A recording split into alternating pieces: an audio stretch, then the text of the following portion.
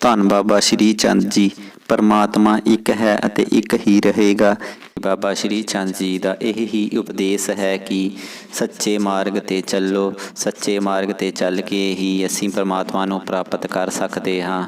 ਸਾਰੇ ਧਰਮਾਂ ਦਾ ਹੀ ਆਦਰ ਕਰਕੇ, ਕਿਸੇ ਦਾ ਵਿਰੋਧ ਨਾ ਕਰਕੇ ਹੀ ਪਰਮਾਤਮਾ ਨੂੰ ਪ੍ਰਾਪਤ ਕੀਤਾ ਜਾ ਸਕਦਾ ਹੈ ਅਤੇ ਗਿਆਨ ਦੀ ਪ੍ਰਾਪਤੀ ਕੀਤੀ ਜਾ ਸਕਦੀ ਹੈ। ਜੋ ਧਾਰਮਿਕ ਨੇਤਾ ਹਨ, ਜੋ ਲੋਕਾਂ ਵਿੱਚ ਡਰ ਪੈਦਾ ਕਰਕੇ ਆਪਣਾ ਹੁਕਮ ਚਲਾਉਣ ਦੀ ਕੋਸ਼ਿਸ਼ ਕਰਦੇ ਹਨ, ਉਹਨਾਂ ਤੋਂ ਸਾਵਧਾਨ ਹੋ ਕੇ ਆਪਣੇ ਦਿਮਾਗ ਦੀ ਵਰਤੋਂ ਕਰਕੇ ਹੀ ਸਹੀ ਗਿਆਨ ਪ੍ਰਾਪਤ ਕੀਤਾ ਜਾ ਸਕਦਾ ਹੈ। ਹਰ ਇੱਕ ਧਰਮ ਦਾ ਸਤਿਕਾਰ ਕਰਕੇ ਗਿਆਨ ਪ੍ਰਾਪਤ ਕੀਤਾ ਜਾ ਸਕਦਾ ਹੈ।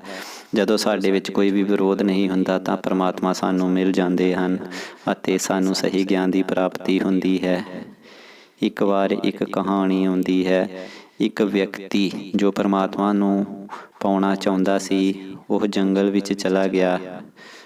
ਉਹ ਨਿਡਰ ਹੋ ਕੇ ਜੰਗਲ ਵਿੱਚ ਬੈਠ ਕੇ ਇੱਕ ਝੌਂਪੜੀ ਬਣਾ ਕੇ ਉੱਥੇ ਤਪੱਸਿਆ ਕਰਨ ਲੱਗ ਪਿਆ। ਉਸ ਉੱਪਰ ਕਈ ਵਾਰ ਆਣ ਕੇ ਸੱਪ ਘੁੰਮਣ ਲੱਗ ਜਾਂਦੇ। ਉਹ ਨਿਡਰ ਹੋ ਕੇ ਬੈਠਾ ਰਹਿੰਦਾ ਅਤੇ ਕੋਈ ਵੀ ਹਿਲਜੁਲ ਨਾ ਕਰਦਾ। ਇੱਕ ਵਾਰ ਇੱਕ ਵਿਅਕਤੀ ਉਸ ਬੁੱਢੇ ਆਦਮੀ ਕੋਲ ਆਇਆ, ਕਿਉਂਕਿ ਉਹ ਤਪੱਸਿਆ ਕਰਦਾ ਕਰਦਾ ਬੁੱਢਾ ਹੋ ਗਿਆ ਸੀ, ਜੰਗਲ ਵਿੱਚ ਰਹਿ ਰਿਹਾ ਸੀ। ਉਹ ਆਲੇ ਦੁਆਲੇ ਕੁਝ ਚੀਜ਼ਾਂ ਖਾ ਕੇ ਉੱਥੇ ਰਹਿੰਦਾ ਅਤੇ ਇਸ ਤਰ੍ਹਾਂ ਉਸਦੀ ਉਮਰ ਬੀਤ ਗਈ। ਉਹ ਬੁੱਢਾ ਹੋ ਗਿਆ। ਇੱਕ ਵਾਰ ਉਸ ਕੋਲ ਇੱਕ ਵਿਅਕਤੀ ਆਇਆ। ਉਸ ਵਿਅਕਤੀ ਨੇ ਉਸ ਨੂੰ ਕਿਹਾ ਕਿ ਪਰਮਾਤਮਾ ਕਿਵੇਂ ਪ੍ਰਾਪਤ ਹੋ ਸਕਦੇ ਹਨ। ਉਸ ਬੁੱਢੇ ਵਿਅਕਤੀ ਨੇ ਕਿਹਾ ਕਿ ਪਰਮਾਤਮਾ ਨੂੰ ਪ੍ਰਾਪਤ ਕਰਨ ਵਾਸਤੇ ਸਾਨੂੰ ਨਿਡਰ ਹੋਣਾ ਪਵੇਗਾ। ਉਹ ਬੁੱਢਾ ਵਿਅਕਤੀ ਬੋਲਿਆ ਕਿ ਜਿੰਨਾ ਚਿਰ ਤੁਹਾਡੇ ਵਿੱਚ ਡਰ ਹੈ, ਤੁਸੀਂ ਪਰਮਾਤਮਾ ਦਾ ਗਿਆਨ ਪ੍ਰਾਪਤ ਨਹੀਂ ਕਰ ਸਕਦੇ। ਉੱਧਰੋਂ ਇੱਕ ਸ਼ੇਰ ਗਰਜਣਾ ਸ਼ੁਰੂ ਕਰ ਦਿੰਦਾ ਹੈ। ਜੋ ਵਿਅਕਤੀ ਗਿਆਨ ਪ੍ਰਾਪਤ ਕਰਨ ਵਾਸਤੇ ਬੁੱਢੇ ਵਿਅਕਤੀ ਕੋਲ ਆਇਆ ਸੀ, ਉਹ ਡਰਨ ਲੱਗ ਪਿਆ ਅਤੇ ਇੱਕ ਪੱਥਰ ਦੇ ਪਿੱਛੇ ਲੁਕ ਗਿਆ। ਜੋ ਬੁੱਢਾ ਵਿਅਕਤੀ ਸੀ, ਉਹ ਹੱਸਣ ਲੱਗ ਪਿਆ ਅਤੇ ਕਹਿਣ ਲੱਗਾ ਕਿ ਤੂੰ ਤਾਂ ਆਪਣੇ ਡਰ 'ਤੇ ਵੀ ਕਾਬੂ ਨਹੀਂ ਪਾ ਸਕਿਆ, ਤੂੰ ਗਿਆਨ ਪ੍ਰਾਪਤ ਕਿਵੇਂ ਕਰੇਂਗਾ। ਜੋ ਆਦਮੀ ਉਸ ਬੁੱਢੇ ਵਿਅਕਤੀ ਕੋਲ ਗਿਆਨ ਪ੍ਰਾਪਤ ਕਰਨ ਆਇਆ ਸੀ, ਉਸਨੇ ਕਿਹਾ ਕਿ ਮੈਨੂੰ ਬਹੁਤ ਡਰ ਲੱਗ ਰਿਹਾ ਹੈ, ਕਿਰਪਾ ਕਰਕੇ ਮੈਨੂੰ ਪਾਣੀ ਪਿਆਉਣ ਦੀ ਕਿਰਪਾਲਤਾ ਕਰੋ। ਬੁੱਢਾ ਵਿਅਕਤੀ ਝੌਂਪੜੀ ਵਿੱਚ ਗਿਆ ਅਤੇ ਪਾਣੀ ਲਿਆਉਣ ਵਾਸਤੇ ਉਸ ਨੇ ਕੁਝ ਗਲਾਸ ਫੜੇ। ਜਦੋਂ ਉਹ ਬਾਹਰ ਆਉਣ ਲੱਗਾ ਤਾਂ ਜੋ ਵਿਅਕਤੀ ਗਿਆਨ ਪ੍ਰਾਪਤ ਕਰਨ ਵਾਸਤੇ ਆਇਆ ਸੀ, ਬੁੱਢੇ ਵਿਅਕਤੀ ਕੋਲੋਂ ਉਸਨੇ ਇੱਕ ਪੱਥਰ ਉੱਤੇ ਕੁਝ ਧਾਰਮਿਕ ਲਾਈਨਾਂ ਲਿਖ ਦਿੱਤੀਆਂ। ਜਦੋਂ ਉਹ ਬੁੱਢਾ ਵਿਅਕਤੀ ਬਾਹਰ ਆਇਆ ਤਾਂ ਜਦੋਂ ਉਸਨੇ ਪੈਰ ਪੱਥਰ ਉੱਤੇ ਧਰਨ ਦੀ ਕੋਸ਼ਿਸ਼ ਕੀਤੀ ਤਾਂ ਉਹ ਕੀ ਦੇਖਦਾ ਹੈ, ਉਸ ਪੱਥਰ ਉੱਤੇ ਧਾਰਮਿਕ ਲਾਈਨਾਂ ਲਿਖੀਆਂ ਹੋਈਆਂ ਹਨ। ਉਹ ਵਿਅਕਤੀ ਡਰ ਗਿਆ ਅਤੇ ਸਾਈਡ 'ਤੇ ਹੋ ਕੇ ਉੱਪਰ ਬੈਠ ਗਿਆ। ਜੋ ਵਿਅਕਤੀ ਨਵਾਂ ਵਿਅਕਤੀ ਗਿਆਨ ਪ੍ਰਾਪਤ ਕਰਨ ਵਾਸਤੇ ਆਇਆ ਸੀ, ਉਸ ਬੁੱਢੇ ਵਿਅਕਤੀ ਕੋਲੋਂ ਉਹ ਹੱਸਣ ਲੱਗ ਪਿਆ ਅਤੇ ਉਸਨੇ ਕਿਹਾ ਕਿ ਤੁਸੀਂ ਮੈਨੂੰ ਡਰ ਦੇ ਰਹੇ ਸੀ, ਹੁਣ ਤਾਂ ਤੁਸੀਂ ਵੀ ਆਪਣੇ ਆਪ ਵੀ ਤੁਸੀਂ ਡਰ ਗਏ। ਤੁਸੀਂ ਤਾਂ ਆਪ ਵੀ ਡਰ ਤੋਂ ਮੁਕਤ ਨਹੀਂ ਹੋਏ ਤਾਂ ਮੈਨੂੰ ਡਰ ਦੇ ਮੁਕਤ ਕਰਨ ਦੀ ਕੋਸ਼ਿਸ਼ ਕਰ ਰਹੇ ਹੋ। ਮੇਰਾ ਡਰ ਤਾਂ ਸਰੀਰਕ ਹੈ, ਪਰ ਤੁਹਾਡਾ ਡਰ ਤਾਂ ਮਾਨਸਿਕ ਡਰ ਹੈ। ਤੁਸੀਂ ਕਿਵੇਂ ਪਰਮਾਤਮਾ ਨੂੰ ਪ੍ਰਾਪਤ ਕਰ ਸਕਦੇ ਹੋ? ਮੈਂ ਤਾਂ ਵੀ ਪਰਮਾਤਮਾ ਨੂੰ ਪ੍ਰਾਪਤ ਕਰ ਲਵਾਂਗਾ, ਪਰ ਤੁਸੀਂ ਕਿਵੇਂ ਕਰੋਗੇ? ਹੁਣ ਵਿਅਕਤੀ ਕੋਲੋਂ ਕੋਈ ਵੀ ਜਵਾਬ ਨਹੀਂ ਸੀ। ਇਸੇ ਤਰ੍ਹਾਂ ਹਰ ਕੋਈ ਵਿਅਕਤੀ ਡਰ ਦੇ ਕਰਕੇ ਹੀ ਕਿਸੇ ਦੇ ਪਿੱਛੇ ਲੱਗ ਕੇ ਆਪਣੇ ਅੰਦਰ ਦੇ ਵਿਚਾਰਾਂ ਨਾਲ ਨਹੀਂ ਲੜਦਾ ਅਤੇ ਆਪਣੇ ਵਿਚਾਰਾਂ ਨੂੰ ਸ਼ੁੱਧ ਕਰਨ ਦੀ ਕੋਸ਼ਿਸ਼ ਨਹੀਂ ਕਰਦਾ। ਹਰ ਇੱਕ ਧਰਮ ਆਪੋ ਆਪਣੀ ਦੱਸਦਾ ਹੈ। ਹਰ ਇੱਕ ਧਰਮ ਨੇ ਆਪੋ ਆਪਣੇ ਕਿੱਲੇ ਗੱਡੇ ਹੋਏ ਹਨ ਅਤੇ ਆਪਣੇ ਹੀ ਕਿੱਲੇ ਨੂੰ ਸਹੀ ਦੱਸਦਾ ਹੈ। ਇਸ ਤਰ੍ਹਾਂ ਇੱਕ ਹੋਰ ਕਹਾਣੀ ਹੈ। 100 ਊਠਾਂ ਦਾ ਕਾਫਲਾ ਇੱਕ ਜੰਗਲ ਦੇ ਵਿੱਚੋਂ ਚੱਲਿਆ। ਜਦੋਂ ਉਹਨਾਂ ਨੂੰ ਹਨੇਰਾ ਹੋ ਗਿਆ ਤਾਂ ਉਹ ਇੱਕ ਸਰਾਂ ਦੇ ਲਾਗੇ ਰੁਕੇ। ਜਦੋਂ ਸਰਾਂ ਦੇ ਕੋਲ ਉਹ ਰੁਕੇ ਤਾਂ ਉਹਨਾਂ ਨੇ ਸਾਰੇ ਊਠਾਂ ਨੂੰ ਵੱਖੋ ਵੱਖ ਕਿੱਲਿਆਂ ਦੇ ਨਾਲ ਬੰਨ੍ਹ ਦਿੱਤਾ। 99 ਊਠਾਂ ਨੂੰ ਰੱਸੀਆਂ ਨਾਲ ਕਿੱਲੇ ਠੋਕ ਕੇ ਬੰਨ੍ਹ ਦਿੱਤਾ ਗਿਆ, ਪਰ ਇੱਕ ਊਠ ਦਾ ਕਿੱਲਾ ਨਹੀਂ ਸੀ ਅਤੇ ਨਾ ਹੀ ਕੋਈ ਰੱਸੀ ਸੀ। ਹੁਣ ਉਹ ਸੁਦਾਗਰ ਬਹੁਤ ਜ਼ਿਆਦਾ ਨਿਰਾਸ਼ ਸਨ ਅਤੇ ਜੋ ਉਸ ਸਰਾਂ ਦਾ ਵਿਅਕਤੀ ਸੀ ਉਸ ਕੋਲ ਗਏ ਅਤੇ ਉਹਨਾਂ ਨੂੰ ਜਾ ਕੇ ਕਿਹਾ ਕਿ ਸਾਡੇ ਊਠ ਨੂੰ ਬੰਨ੍ਹਣ ਵਾਸਤੇ ਕੋਈ ਵੀ ਰੱਸੀ ਨਹੀਂ ਹੈ, ਕਿਰਪਾ ਕਰਕੇ ਸਾਨੂੰ ਇੱਕ ਕਿੱਲਾ ਅਤੇ ਇੱਕ ਰੱਸੀ ਦਿੱਤੀ ਜਾਵੇ ਤਾਂ ਜੋ ਅਸੀਂ ਊਠ ਨੂੰ ਬੰਨ੍ਹ ਸਕੀਏ। ਜੇਕਰ ਅਸੀਂ ਊਠ ਨੂੰ ਨਾ ਬੰਨ੍ਹਿਆ ਤਾਂ ਇਹ ਕਿਧਰੇ ਹੋਰ ਜਾ ਸਕਦਾ ਹੈ।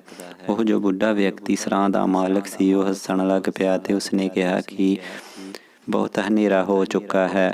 ਜਿਵੇਂ ਤੁਸੀਂ ਅਸਲੀ ਕਿੱਲੇ ਗੱਡੇ ਹਨ ਉਸੇ ਤਰ੍ਹਾਂ ਇੱਕ ਨਕਲੀ ਕਿੱਲਾ ਵੀ ਗੱਡ ਦਿਓ ਅਤੇ ਝੂਠ ਮੂਠ ਦੀ ਰੱਸੀ ਉਸਦੇ ਗਲ ਵਿੱਚ ਪਾ ਦਿਓ, ਕਿਉਂਕਿ ਹਨੇਰਾ ਬਹੁਤ ਹੈ, ਊਠ ਨੂੰ ਪਤਾ ਨਹੀਂ ਲੱਗੇਗਾ। ਉਹ ਵਿਅਕਤੀਆਂ ਨੂੰ ਬਹੁਤ ਹੈਰਾਨੀ ਹੋਈ, ਪਰ ਹੁਣ ਉਹ ਕੀ ਕਰ ਸਕਦੇ ਸਨ। ਉਹ ਊਠ ਦੇ ਕੋਲ ਗਏ, ਕਿੱਲਾ ਠੋਕਣ ਦੀ ਆਵਾਜ਼ ਉਹਨਾਂ ਨੇ ਕੀਤੀ ਅਤੇ ਉੱਪਰ ਹੱਥ ਫੇਰਿਆ ਉਸਦੀ ਧੌਣ ਉੱਤੇ ਅਤੇ ਉਸਨੂੰ ਬੈਠਣ ਲਈ ਕਿਹਾ। ਊਠ ਬੈਠ ਗਿਆ। ਊਠ ਨੂੰ ਇੰਝ ਲੱਗਾ ਜਿਵੇਂ ਉਸਦੇ ਗਲ ਵਿੱਚ ਰੱਸੀ ਪਾ ਦਿੱਤੀ ਗਈ ਹੈ। ਦਿਨ ਚੜ੍ਹਿਆ, ਸਾਰੇ ਊਠਾਂ ਦੀਆਂ ਰੱਸੀਆਂ ਅਤੇ ਕਿੱਲੇ ਖੋਲ੍ਹ ਦਿੱਤੇ ਗਏ, ਕਿੱਲੇ ਪੁੱਟ ਦਿੱਤੇ ਗਏ, ਪਰ ਉਹ ਊਠ ਨਾ ਉੱਠਿਆ। ਉਹਨਾਂ ਨੂੰ ਬਹੁਤ ਜ਼ਿਆਦਾ ਹੈਰਾਨੀ ਹੋਈ। ਉਹਨਾਂ ਨੇ ਊਠ ਨੂੰ ਉਠਾਉਣ ਦੀ ਕੋਸ਼ਿਸ਼ ਕੀਤੀ ਪਰ ਊਠ ਨਾ ਉੱਠਿਆ। ਉਹਨਾਂ ਨੂੰ ਬਹੁਤ ਜ਼ਿਆਦਾ ਹੈਰਾਨੀ ਹੋਈ। ਉਹ ਸਰਾਂ ਦੇ ਮਾਲਕ ਕੋਲ ਗਏ ਅਤੇ ਉਹਨਾਂ ਨੇ ਕਿਹਾ ਕਿ ਤੁਸੀਂ ਕੀ ਕੀਤਾ ਹੈ, ਸਾਡਾ ਊਠ ਉੱਠ ਹੀ ਨਹੀਂ ਰਿਹਾ। ਉਸ ਨੇ ਕਿਹਾ ਕਿ ਜਿਸ ਤਰ੍ਹਾਂ ਤੁਸੀਂ ਝੂਠ ਮੂਠ ਦੀ ਰੱਸੀ ਬੰਨ੍ਹੀ ਸੀ ਉਸੇ ਤਰ੍ਹਾਂ ਝੂਠ ਮੂਠ ਦੀ ਰੱਸੀ ਹੁਣ ਉਤਾਰੋ ਅਤੇ ਕਿੱਲਾ ਵੀ ਪੁੱਟੋ। ਉਹਨਾਂ ਨੇ ਉਸੇ ਤਰ੍ਹਾਂ ਕੀਤਾ ਅਤੇ ਊਠ ਉੱਠ ਕੇ ਖੜਾ ਹੋ ਗਿਆ। ਇਸੇ ਤਰ੍ਹਾਂ ਜੋ ਧਾਰਮਿਕ ਨੇਤਾ ਹਨ ਅਤੇ ਧਾਰਮਿਕ ਜੋ ਉਪਦੇਸ਼ ਦੇ ਕੇ ਇੱਕ ਦੂਸਰੇ ਦਾ ਵਿਰੋਧ ਕਰਨਾ ਸਿਖਾਉਂਦੇ ਹਨ, ਉਹਨਾਂ ਨੇ ਵੀ ਆਪੋ ਆਪਣੇ ਕਿੱਲੇ ਗੱਡੇ ਹੋਏ ਹਨ। ਇੱਕ ਧਰਮ ਦੂਸਰੇ ਧਰਮ ਨੂੰ ਨੀਵਾਂ ਦੱਸ ਕੇ ਆਪਣੇ ਧਰਮ ਨੂੰ ਉੱਚਾ ਕਰਨ ਦੀ ਕੋਸ਼ਿਸ਼ ਕਰਦਾ ਹੈ। ਇੱਕ ਧਰਮ ਵਾਲਾ ਦੂਸਰੇ ਧਰਮ ਦੇ ਸਥਾਨ ਤੋਂ ਜਾਣ ਤੋਂ ਰੋਕਦਾ ਹੈ, ਕਿਉਂਕਿ ਉਹਨਾਂ ਨੂੰ ਡਰ ਹੈ ਕਿ ਕਿਤੇ ਉੱਧਰ ਨਾ ਚਲੇ ਜਾਣ। ਪਰ ਪਰਮਾਤਮਾ ਤਾਂ ਤਦ ਹੀ ਪ੍ਰਾਪਤ ਹੋਵੇਗਾ ਜਦੋਂ ਅਸੀਂ ਨਿਰਵਿਰੋਧ ਹੋ ਜਾਵਾਂਗੇ, ਕਿਸੇ ਦਾ ਵਿਰੋਧ ਨਹੀਂ ਕਰਾਂਗੇ। ਨਿਰਵਿਰੋਧ ਹੋ ਕੇ ਹੀ ਪਰਮਾਤਮਾ ਦੇ ਦਰਸ਼ਨ ਹੋਣਗੇ ਅਤੇ ਪਰਮਾਤਮਾ ਦੀ ਪ੍ਰਾਪਤੀ ਹੋ ਜਾਵੇਗੀ। ਇੱਕ ਧਾਰਮਿਕ ਨੇਤਾ ਦੂਸਰੇ ਧਾਰਮਿਕ ਨੇਤਾ ਨੂੰ ਆਪਣੇ ਤੋਂ ਸ੍ਰੇਸ਼ਟ ਦੱਸ ਹੀ ਨਹੀਂ ਸਕਦਾ। ਹਰ ਇੱਕ ਵਿਅਕਤੀ ਨੂੰ ਧਾਰਮਿਕ ਗ੍ਰੰਥ ਪੜ੍ਹ ਕੇ ਉਹਨਾਂ ਕੋਲੋਂ ਗਿਆਨ ਪ੍ਰਾਪਤ ਕਰਕੇ ਆਪਣੀ ਬੁੱਧੀ ਦੇ ਅਨੁਸਾਰ ਹੀ ਪਰਮਾਤਮਾ ਪ੍ਰਾਪਤ ਹੋ ਸਕਦੇ ਹਨ। ਪਰਮਾਤਮਾ ਨੇ ਇੱਕ ਰੂਪ ਵਿੱਚ ਪੈਦਾ ਕੀਤਾ ਅਤੇ ਜੋ ਆਪਣੇ ਆਪ ਨੂੰ ਧਾਰਮਿਕ ਨੇਤਾ ਦੱਸਦੇ ਹਨ, ਆਪਣੀ ਚਲਾਉਣ ਵਾਸਤੇ, ਆਪਣੇ ਪਿੱਛੇ ਲਗਾਉਣ ਵਾਸਤੇ ਵੱਖੋ ਵੱਖ ਰੰਗ ਦੇ ਕਿੱਲੇ ਗੱਡੇ ਹਨ। ਪਰਮਾਤਮਾ ਤਾਂ ਹਰ ਥਾਂ ਬਿਰਾਜਮਾਨ ਹੈ। ਪਰਮਾਤਮਾ ਦਾ ਤਾਂ ਕੋਈ ਰੂਪ ਵੀ ਨਹੀਂ ਹੈ। ਅਸੀਂ ਪਰਮਾਤਮਾ ਨੂੰ ਇੱਕ ਰੂਪ ਵਿੱਚ ਮੰਨ ਕੇ ਕਿਸੇ ਵੀ ਚੀਜ਼ ਦੀ ਪੂਜਾ ਕਰਦੇ ਹਾਂ, ਪਰਮਾਤਮਾ ਸਾਨੂੰ ਉਸੇ ਰੂਪ ਵਿੱਚ ਮਿਲ ਜਾਂਦੇ ਹਨ। ਇਹ ਤਦ ਹੀ ਹੋ ਸਕਦਾ ਜਦੋਂ ਅਸੀਂ ਆਪਣੇ ਅੰਦਰ ਆਤਮਾ ਵਿੱਚ ਕਿਸੇ ਵੀ ਧਰਮ ਨੂੰ ਉੱਚਾ ਨੀਵਾਂ ਨਹੀਂ ਦੱਸਦੇ ਅਤੇ ਸਾਰਿਆਂ ਨੂੰ ਸਮਾਨ ਰੂਪ ਵਿੱਚ ਇੱਜ਼ਤ ਦੇ ਕੇ ਸਹੀ ਗਿਆਨ ਪ੍ਰਾਪਤ ਕਰਦੇ ਹਾਂ ਅਤੇ ਸੱਚੇ ਮਾਰਗ 'ਤੇ ਚੱਲਦੇ ਹਾਂ। ਇਨਸਾਨੀਅਤ ਨੂੰ ਇਨਸਾਨੀਅਤ ਦੇ ਰੂਪ ਵਿੱਚ ਦੇਖਦੇ ਹਾਂ। ਇਨਸਾਨ ਦੀ ਸਹਾਇਤਾ ਕਰਕੇ ਹੀ ਪਰਮਾਤਮਾ ਪ੍ਰਾਪਤ ਹੋ ਸਕਦੇ ਹਨ ਅਤੇ ਪਰਮ ਗਿਆਨ ਦੀ ਪ੍ਰਾਪਤੀ ਹੋ ਸਕਦੀ ਹੈ। ਧੰਨ ਧੰਨ ਬਾਬਾ ਸ੍ਰੀ ਚੰਦ ਜੀ।